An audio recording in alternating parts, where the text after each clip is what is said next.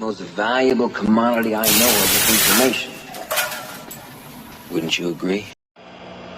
Alright guys, back again. The old Chinese diesel heater in the garage. I'm just going to show you something. But yeah, I built like a little fuel station for it. It's an old jerry can. And I've got like a little diesel pump in there that I hooked up to my drill battery. That hose comes up. It goes to an old Ford Ranger. Brand new fuel filter though that I had laying around. Little plastic tube on the end.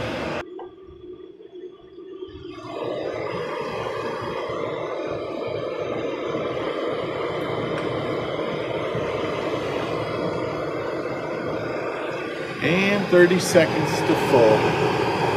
So we're up at the top of the full line. I just have my fuel cap here. And so that's the setup. I got a little metal duct that I pointed down a little bit with. This is how I run it. If you haven't seen one of those. Anyway, I shut it off for the night so it can be quiet. But yeah, I got the wood stove here.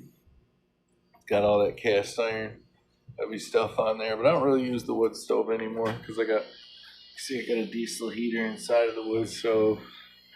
I got a diesel heater here, so I'm set up for that. But here's the main event I was going to show you.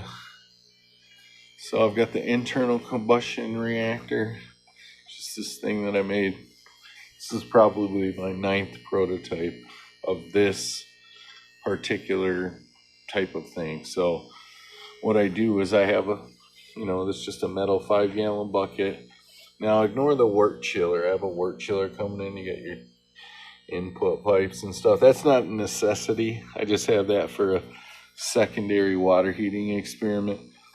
But that just takes up space. It's just a work chiller and it's got a piece of sheet metal around it.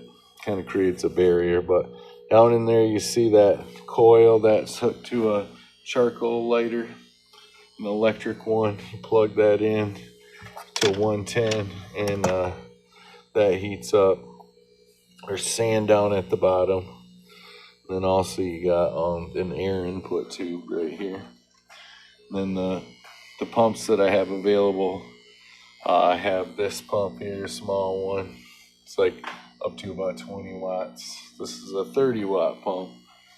And I have this is probably the world's most reliable machine. It's all beat up, but it ran for 9 years straight. It's pretty reliable. I mean, 24 hours a day, 7 days a week, pumping through a restricted air stone I didn't realize was restricted.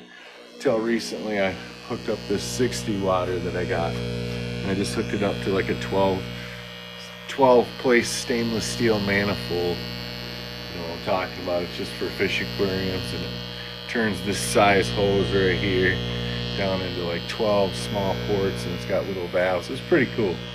But anyway, let's get back to these pumps. Then I've got all sorts of pumps available. Then I have this airbrush pump that's 125 watts. And I've got this pump. This is 250 watts piston. They're all pretty similar, output size wise. And then I got the ginormous ones down here. Got 4 of those, all different sizes. I think the biggest ones are 250 each, and then the smaller ones are 200 each. And then obviously I've got a supercharger hooked to a 1,000-watt motor. So this is 1,000 watts of air. This is a lot more though. And but yeah, the long story short is I've got this bucket of wood here hanging from my old-fashioned scale, and you can see it's 12 pounds. And then if you look at my digital, see if it still stored it. I had weighed this bucket and it showed 12. No, I didn't store it, but I have a digital scale. This is 12 pounds of wood. And some of the wood, though, I just wanted to show you. So most of it is just regular wood that I've split small. But these are pieces that were in an internal combustion reactor and it got shut off. So they're in different stages of, it's called carbonization. This one has a little bit more. It's a piece of apple wood and it's super lightweight because a lot of the components are out of it. These weren't inside of like another fire. These were remnants of a shut-off experiment, because what I've done is I've ran this and then shut it off. So basically I input air through this tube. It's going to come in. It's in a sealed container. If you look at this, this is the lid. That's black wood tar. And that's kind of what we're after in this experiment. Is I harvest the wood tar, and the way I do that, I lock this lid down on there, and then I've got only one place for the exhaust to come out, is this copper tube on a kind of a downward angle, and that's going to go into this, which I have curing with high temp JB weld. It's a hole in the side. There's a jar that threads into this can, and then it goes up, just hanging in my rafters. There's not a hole in my roof, like a magical hole in my roof. Although, I mean, you could have one, but that's not, this is just an experiment. So I'm going to conduct it outside, and I'm just going to reduce the airflow of this pump by the sheer length of the tubing, bringing the air. But I'll show you how much air this is here. So it's enough air to cover a big pong ball. But anyway, before we go outside and fire this up, I'm going to show you the coil looks like out there, and get this all set up, because what we're going to do, we're going to cook that 12 pounds of wood in here. We're going to start it by just putting a few charcoals down on this charcoal starter and stacking this wood in here. Then we're going to hook this condenser type chimney to my flagpole out there, and we're going to run this thing. But I'm going to show you how hot this gets. About to conduct this experiment on a super cold night. I got it plugged in, the electric charcoal starter, which consumes 550 watts. But yeah, eventually it starts to glow red, that little bar there. And that right in between is the air intake, the copper pipe. That's all there is to it. So that will start glowing. I'll drop a few charcoals, stuff it with wood, close it up with the lid on.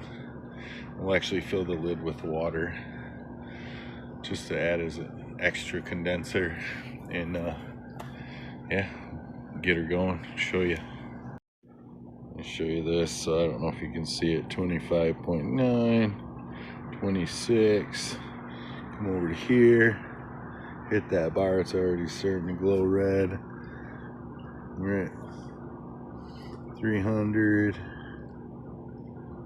So yeah, the bar's already, we're getting 330, 340. You can see it's starting to glow. That's cool. All right, so we got her hooked up. About to fire it up. We got that going to my condenser, which goes all the way up the pole. I think about 10 feet. So, and we're just gonna put nothing but natural wood, and I've got about 10 charcoals in there. There we go.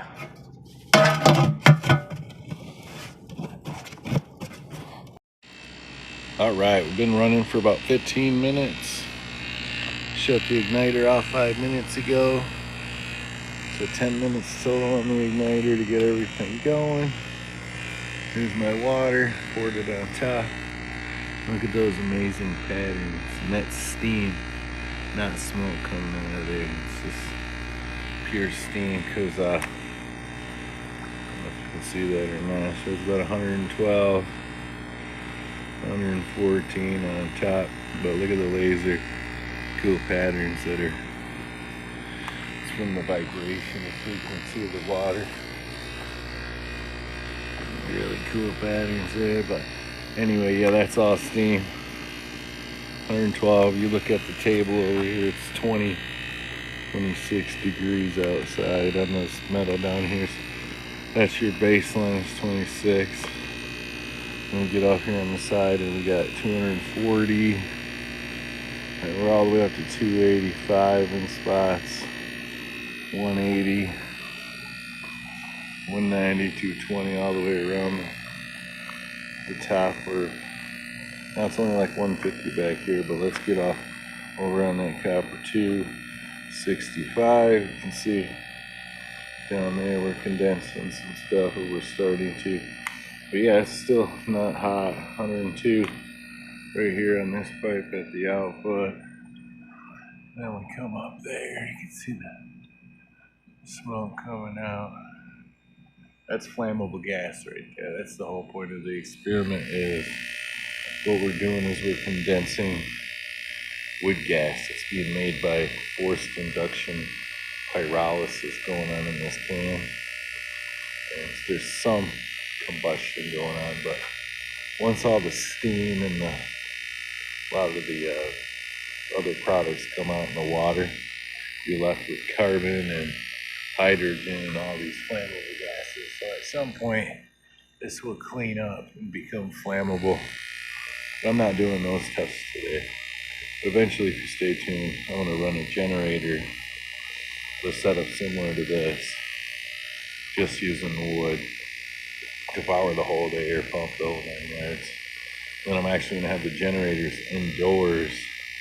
Sounds stupid and crazy, but it's going to vent to this giant cast iron radiator to collect additional heat from the whole system, and exits outside, it exhausts outside. I did the generator indoor experiment before on my channel, so I'll show you at some point of that. And then you can see the actual generator I'm going to power, and also the how it silences it. I'll have the exhaust coming out the window right there, and it will literally be silenced. I have 4 carbon monoxide detectors, so there's no worries about danger. Obviously I babysit everything, but I'm getting some condensation and wood tar in the bottom of that now. It's starting sweet. We got 110, 115 here, but over on this side, looking at 250, 170 down there, the bottom 160. I think about our highest temperatures are right up there, about 250. Well, that's cool. Well, and we only have a little bit of wood left over. So right now we're only holding about 12 pounds of wood in that whole can. Just one more before we go.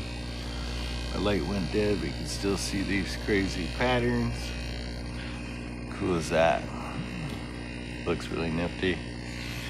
Now we got the steam coming out. I don't know if you can see it with the stars in the background.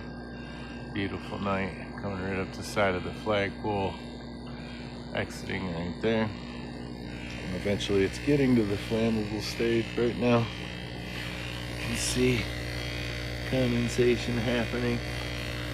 We're collecting all the water and stuff from the wood, but we'll visit it tomorrow. Patterns.